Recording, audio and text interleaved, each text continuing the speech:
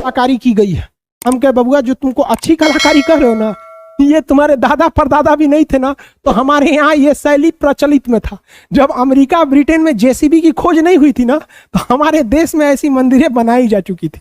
इसीलिए दयानंद सरस्वती पगला थे जो बोले थे वेदों की ओर लौटो। क्या कहा गया था? वेदों की ओर लौटो। 2021 में बन रहा है। कब का मॉडल है ये? मौर्य काल का मॉडल है, मतलब आज से 2000 साल पहले का मॉडल है भारत पे। इसीलिए ना भारत को सोने की चिड़िया कहा जाता था। तो राम मंदिर जो बनाया जा रहा है, ये कोई मॉडर्न टेक्नोलॉजी, मतलब ये डिजाइनिंग नहीं, ये नागर शैली है। हाँ, मॉडर्न तरीके का यूज भले हो रहा है। इसलिए कहा भारत की जो संस्कृति जो थी, ये जो डिजाइनिंग थी, ये आज का नहीं है, बहुत पहले का ही है। ये हो गया आपका गर्भगृह।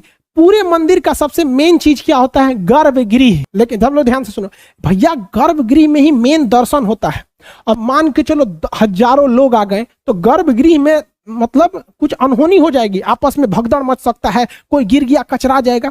इसलिए इसके आगे एक और गुंबद बनाया जाता था जिसे हम मंडप कहते थे। लेकिन मंडप में भी जिनका प्रसादी रेडी है वो यहाँ रहेंगे, जिनका प्रसादी रेडी नहीं है वो यहाँ रहेंगे। अभी धीरे धीरे अगरबत्ती इलायची दाना हेन तेन निकाल रहा है। जो थाली लेके रेडी है वो यहाँ, जो ना का अबे रेडी नहीं है वो यहाँ। और अभी कोनो खोज रहा है रे चाचा कहाँ गई नो रे, चाची तो बेले रहे, चाची नारियल छूट गई, अब का हुई? अगरबत्ती चंदन। तो जिसका सामान छूट गया वो भैया यहाँ रहो।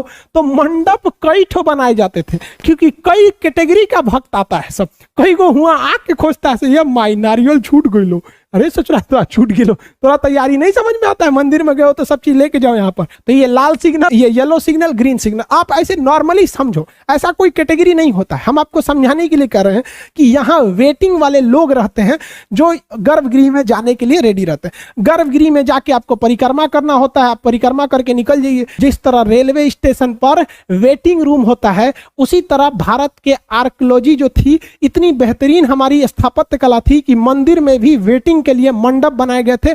और मंडपों की भी कैटेगरी थी, एक छोटा मंडप, मझिला मंडप, मेन मंडप। इसका जो शिखर होता था वो सीढ़ी नुमा न होकर धीरे धीरे धीरे धीरे रेखीय एक रेखा में जाता था और धीरे धीरे धीरे बाउंड ये गैप होता था। जहां ये चूड़ी जैसा बनता था उसे आमलक कहते थे। उसके ऊपर कलश रखा जाता था, आमलक के पास झंडा फहरा दिया जाता था। यहाँ दो टाइप की सीढ़ी थी, पहला को कहते थे जगती, दूसरा को कहते थे पीठ। और उसके नीचे ही ससुरा यहाँ चप्पल उतार दो। एक आदमी बैठे रहता था, ये मम्मी आप जाइए हम चप्पल देख रहे हैं। यार चप्पलों बहुत चोरी हो जाता है।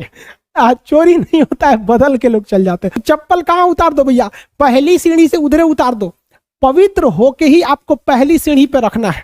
तो जो शुरुआत की कुछ सीढ़ियां छोटी छोटी होती हैं उन्हें हम कहते हैं जगती। जगती के बाद एगो चबूतरा, क्योंकि मान लीजिए है ना एगो फैमिली से 10 आदमी गया है, तो जो पहले उतार लेगा चप्पलवा वहीं आ जाके खड़ा हो जाएगा, कहेगा क्या मम्मी आपका सैंडल महंगा है, होने चोरवा के रखिए।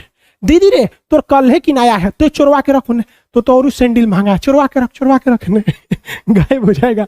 उसके बाद से फिर अगली सीढ़ी आती है, इसे कहते हैं पीठ। पीठ के बाद आप किस में जाएंगे? गर्भगृह, सॉरी मंडप 1, मंडप 2, मंडप 3। मंडप 3 के बाद आपको गंगा जी और यमुना जी की फोटो मिलेगी। उसके बाद आप सीधे घुसेंगे गर्भगृह में, भगवान की दर्शन कीजिए, परिक्रमा कीजिए, चढ़ाइए, जो करना है करिए, मांगिए कि पास हो जाए, यूपीएससी निकाल ले, राष्ट्रपति बन जाए, यूएनओ के अध्यक्ष बन जाए, जो मानना है मांगिए। और ऊपर देखेंगे और ये बाप रे पूरा शिखर है ऊपर। शिखर कहाँ खत्म होता है? तो आमलक पर। आमलक के ऊपर आपको नीचे से नहीं दिख सकता, ये ठोस होता है, इसके ऊपर कलश रखा जाता है और यहाँ से ध्वज फहरा दिया जाता है। तो जगती पे चढ़िए, फिर इस चबूतरा पर आइए और यहाँ से फिर चढ़िए पीठ पर। अब जाइए पहला मंडप, इंतजार कीजिए, सारा सामान, दूसरा का मंडप, तीसरा का मंडप। अब बताओ बबुआ, यहाँ राम जी के मूर्ति के पहले थोड़ा दरवाजा पे कौन चीज देखने को मिलेगा? गंगा और यमुना की